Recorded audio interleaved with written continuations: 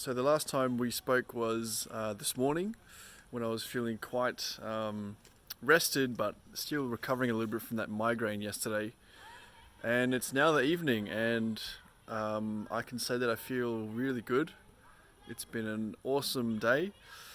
The migraine did kind of linger throughout the afternoon, but it wasn't really enough to bother me or make me think about it. So it's been a great day. And this started this morning, leaving camp.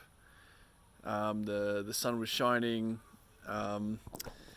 and actually there was a rip in my tent which I noticed last night, but I just couldn't be asked to try and fix it yesterday. I was too exhausted, so I kind of made a note of that as I packed up to fix that tonight, which I've done now.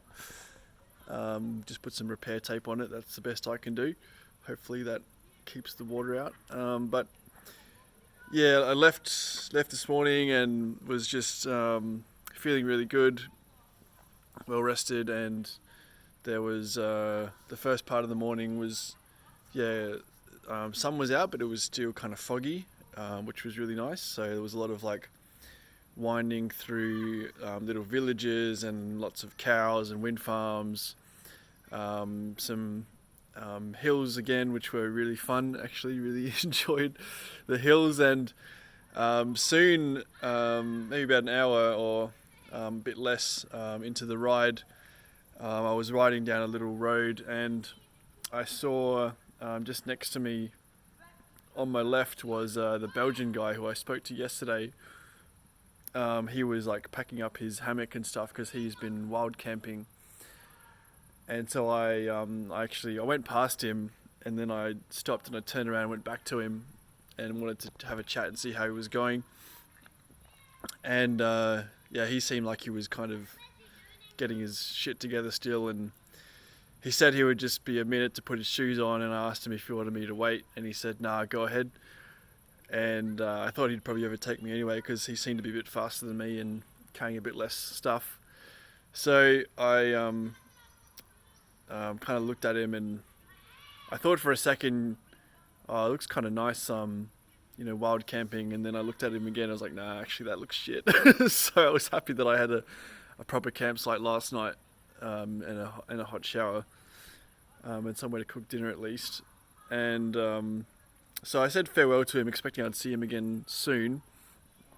And I shot off and was just kind of powering through all the trails. It was really fun, and went down this little hill, and there was a little, I guess it was Belgian, but it looked French to me, a little bakery. And I immediately put the brakes on. I was like, oh yeah, I gotta go in there and see what treats they've got. So I went in and I was like, all right, I'm definitely getting at least 4 of these pastries right now.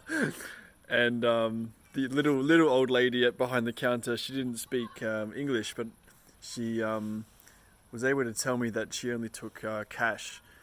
And so I went out to my bike again and tried to find my wallet with my cash in it, and I couldn't find it anywhere. And then after about probably 5 minutes of looking for it, I realized that I had actually packed my wallet inside my tent when I had been packing that morning.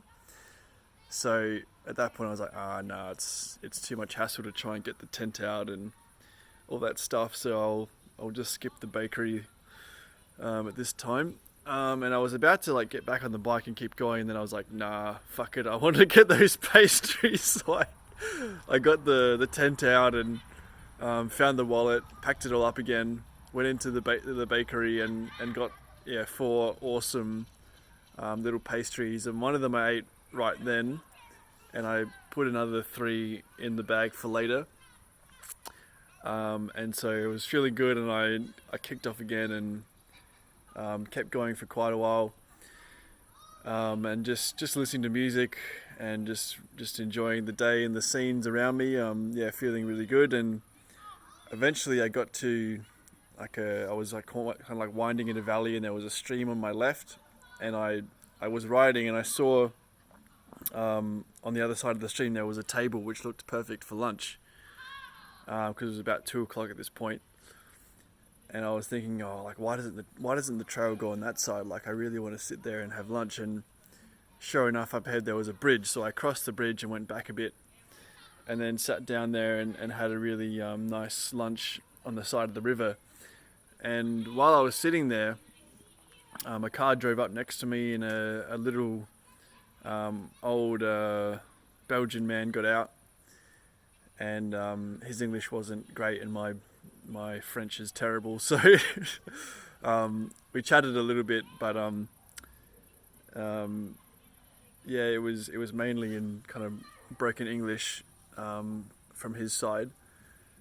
But actually, I found out that he had grown up in that area, and he had come back to that stream where I was sitting, because he had memories of playing in that stream when he was a little kid. So he wanted to come and visit it again. He was from Brussels and was just down for a few days to, I don't know what he was doing, but he was actually on his way back to Brussels, and this was his last stop. Yeah,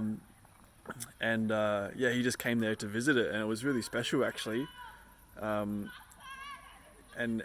he was like looking around, and he was like smelling the air, and he's like, oh man, it's so beautiful here. And actually what he said, and I don't know if it's just the way that the French language works, or he actually meant it in this way, but what he actually said, he said, this is heaven on earth to me. And I was like, wow, that's amazing. And then we were talking, and I was telling you about my trip, and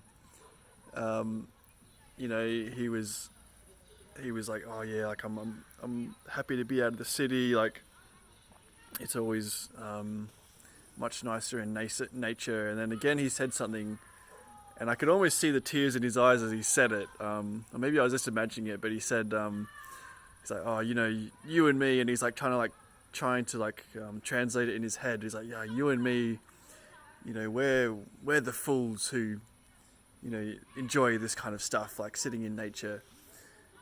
And I was like, yeah, like for once, like I'm happy to be a fool. That's great. It felt really good to be on his side of the fence, actually. So that was a really special little moment, actually, and I'm really glad that I had lunch there, because I wouldn't have got to chat to him otherwise.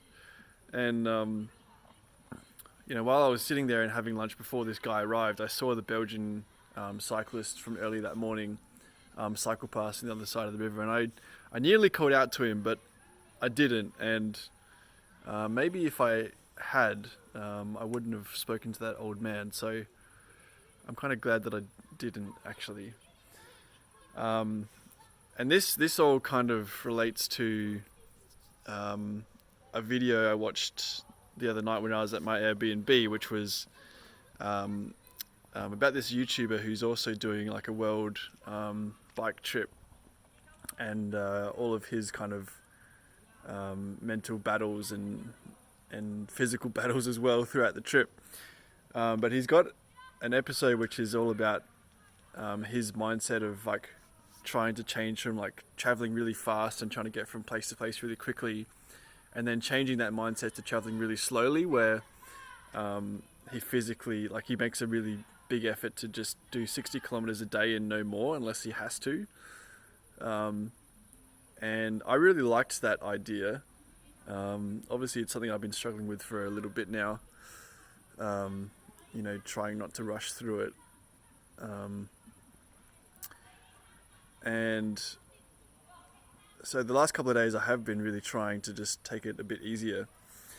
And yeah, today and yesterday I only went about 80 kilometers, and that was really good, actually. I didn't feel like I had to really rush to get anywhere. I wasn't stressed, and it was really nice to be able to sit for an hour on the river, have lunch, and then talk to this little man that I wouldn't have probably had the time or patience for if I was trying to rush through it. So yeah, a good reminder to smell the flowers, I guess. But yeah, that was really cool. I powered through the rest of the day. Made a few wrong turns, which were a bit disastrous because I had to go up some pretty large hills to get out of it. But that was alright. Yeah, just my energy felt really good today, so I didn't have any problems. I just felt like I was flying up all the hills, to be honest. It was really good. And yeah, now I'm at this little camp on the river. It's getting dark again. I'm about to have dinner. Had a nice cold shower, unfortunately. I was hoping it might be hot, but nope. And yeah, tomorrow I'll be in Luxembourg. I'm right on the border with Luxembourg at the moment, actually. So I'll be in Luxembourg. That'll be country number 7, I think. And someone from Warm Showers has agreed to host me tomorrow night, so that'll be really good. So looking forward to that. And yeah, another kind of easy-ish day tomorrow. I think it's about 70k or something, so it shouldn't be too much of a stress to get there. So sun's going down and time for me to have dinner. Bye.